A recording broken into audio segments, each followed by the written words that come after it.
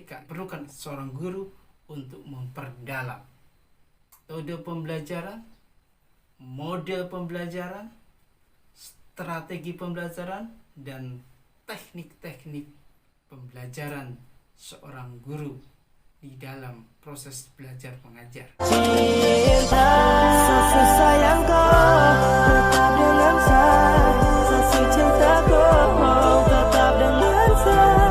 Jatuh dengan sapu hati ini, hanya ada ku yang saya miliki. Saat mau ada kata pisah, yang saya mau untuk tetap bersama. Yang ku pergi tinggalkan saya, tetap di sini. Assalamualaikum warahmatullahi wabarakatuh. Welcome back to channel DR Gus IMPD. Ramadan tiba, Ramadan tiba, Ramadan tiba.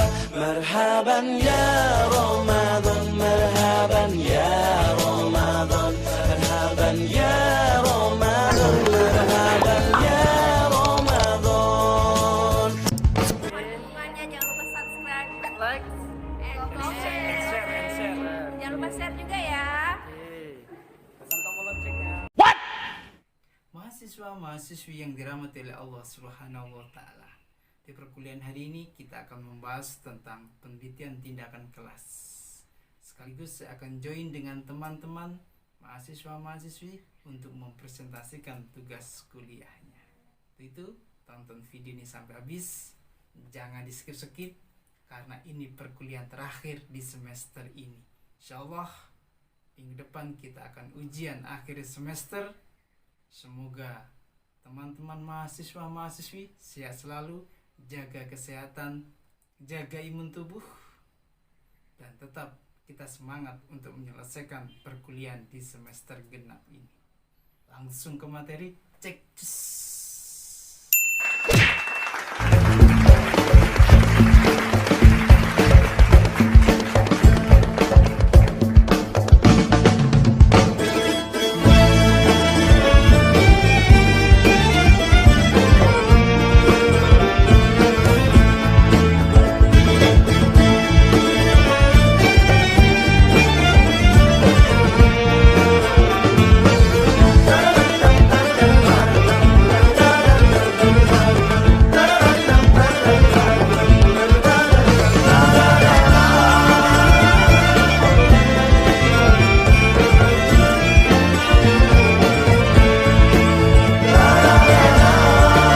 One eternity later. Mahasiswa-mahasiswi yang dirahmati oleh Allah Subhanahu wa Ta'ala, guru yang bermutu dan berkualitas di dalam proses pendidikan, jangan dilihat dari segi honornya berapa, gajinya berapa, tetapi kita harus melaksanakan tugas keguruan sebagai profesi kita sebagai pendidik. Untuk itu, penelitian tindakan kelas ini diperlukan oleh seorang guru untuk bisa menyelesaikan persoalan-persoalan di dunia pendidikan yang sedang digelutinya sebagai seorang calon guru dan para guru-guru yang sudah mengajar.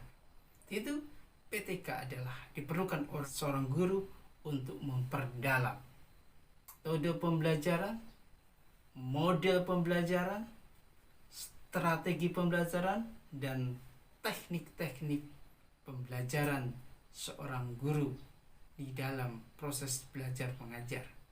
Itu kita dengarkan teman-teman mahasiswa-mahasiswi untuk mempresentasikan tugas kuliahnya.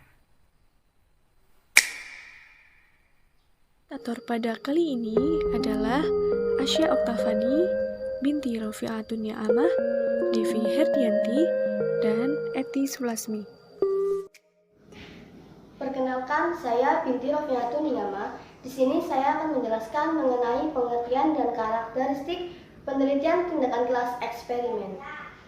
Sebelum kita masuk pada penelitian tindakan kelas eksperimen, terlebih dahulu mari kita pahami pengertian tindakan kelas. Apa sih itu penelitian tindakan kelas? Penelitian tindakan kelas adalah penelitian yang dilakukan oleh guru di dalam kelas melalui refleksi diri dengan tujuan untuk memperbaiki kinerjanya sebagai guru sehingga hasil belajar siswa akan lebih meningkat. Nah, dalam penelitian tindakan kelas terdapat model penelitian tindakan kelas eksperimen. Lalu, apa itu penelitian tindakan kelas eksperimen? Penelitian tindakan kelas eksperimen merupakan metode sistematis untuk membangun hubungan yang mengandung sebab dan akibat. Dalam melakukan penelitian tindakan kelas eksperimen menggunakan pendekatan kuantitatif, di mana dalam melakukan penelitian harus melakukan 3 syarat, yaitu mengontrol, memanipulasi, dan observasi. Lalu, apa saja karakteristik penelitian tindakan kelas eksperimen? Karakteristik penelitian tindakan kelas eksperimen diantaranya yang pertama, memanipulasi atau merubah secara sistematis keadaan tertentu. Yang kedua, mengontrol variabel, yaitu mengendalikan kondisi-kondisi penelitian ketika berlangsungnya manipulasi. Dan yang ketiga, melakukan observasi, yaitu mengukur dan mengamati hasil dari manipulasi. Sebelum melakukan penelitian tindakan kelas eksperimen, hendaknya menentukan variabel-variabel yang akan diteliti. Nah, di sini ada 2 variabel, yaitu variabel bebas dan variabel terikat. Variabel bebas merupakan variabel yang dimanipulasi secara sistematis, seperti metode belajar, sarana dan prasarana pendidikan, lingkungan belajar, dan sebagainya.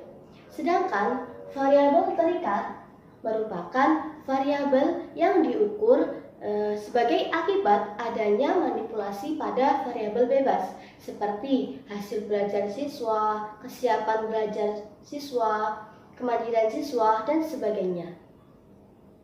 Itulah sedikit penjelasan mengenai pengertian dan karakteristik penelitian tindakan kelas eksperimen. Terima kasih. Perkenalkan, nama saya Asya Oktavani. Di sini saya akan menjelaskan mengenai sasaran kerja penelitian tindakan kelas eksperimen. Seperti yang telah kita ketahui bahwa penelitian tindakan kelas eksperimen merupakan kegiatan mengamati, kegiatan menganalisa, kegiatan belajar mengajar di kelas dengan tujuan untuk meningkatkan hasil belajar siswa. Sasaran kerja dalam penelitian tindakan kelas biasa kita sebut dengan objek. Adapun beberapa objek yang terdapat dalam penelitian tindakan kelas eksperimen adalah sebagai berikut. Yang pertama adalah siswa. Siswa merupakan unsur terpenting dalam kelas. Kegiatan belajar mengajar tidak akan berjalan lancar jika tidak ada siswa. Hal yang perlu diperhatikan yaitu bagaimana karakteristik siswa, bagaimana respon siswa terhadap materi pembelajaran, dan bagaimana proses belajar mengajar siswa. Yang kedua adalah guru.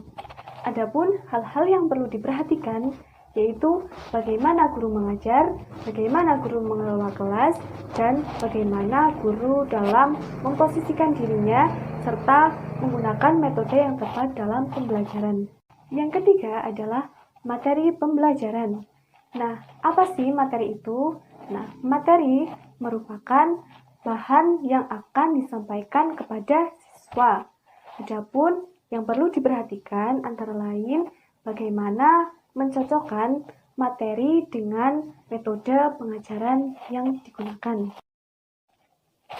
Yang keempat adalah sarana pembelajaran. Adapun sarana pembelajaran yang perlu diperhatikan yaitu ketersediaan sarana dan prasarana seperti perpustakaan, seperti laboratorium, LCD, dan fasilitas-fasilitas pembelajaran lainnya. Yang kelima adalah hasil pembelajaran. Adapun hasil pembelajaran merupakan tujuan dari serangkaian proses pembelajaran yang telah dilalui. 6. Ada lingkungan. Adapun lingkungan yang bisa kita gunakan sebagai penelitian tindakan kelas meliputi lingkungan kelas, lingkungan sekolah, maupun lingkungan masyarakat. Yang terakhir ada pengelolaan kelas. Adapun pengelolaan kelas antara lain seperti pengelompokan siswa, kemudian bagaimana urutan meja kelas, bagaimana penempatan papan tulis, bagaimana pengkondisian kelas, dan bagaimana guru memberikan tugas sesuai dengan tujuan pembelajaran. Mungkin itu dulu. Materi selanjutnya akan dijelaskan oleh presentator selanjutnya. Saya Eti Sulasmi akan melanjutkan presentasi yang selanjutnya, yaitu mengenai tentang langkah-langkah dari eksperimen. Nah, langkah-langkah dari eksperimen itu ada apa aja sih? Ya, berikut. Saya akan mencoba menjelaskan sedikit mengenai tentang langkah-langkah dari eksperimen tersebut. Nah, langkah dari eksperimen itu ada beberapa. Yang pertama itu ada melakukan kajian secara induktif. Yang kedua, mengidentifikasi dan mendefinisikan sebuah masalah. Yang ketiga, melakukan studi literatur dari beberapa sumber yang relevan. Yang keempat, membuat rencana dari penelitian. 5. Melaksanakan eksperimen.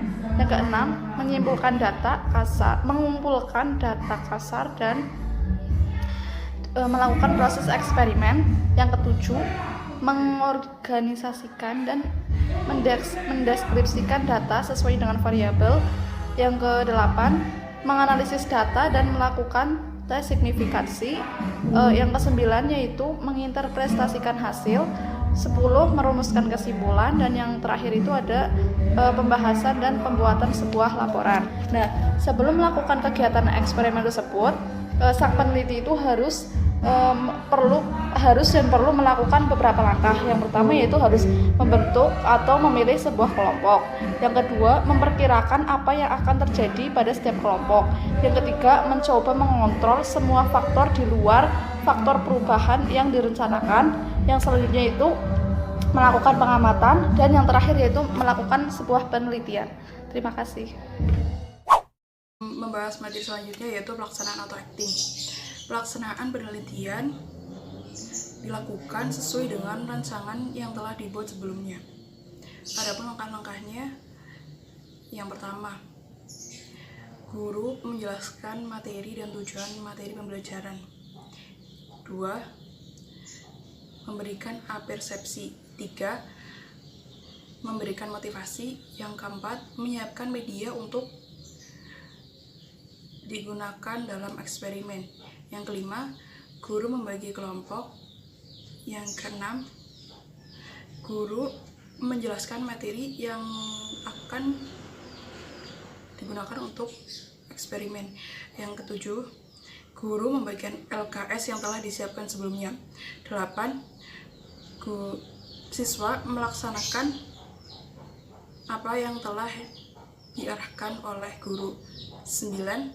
Laporan hasil eksperimen kemudian dipresentasikan dan ditanggapi oleh kelompok lain.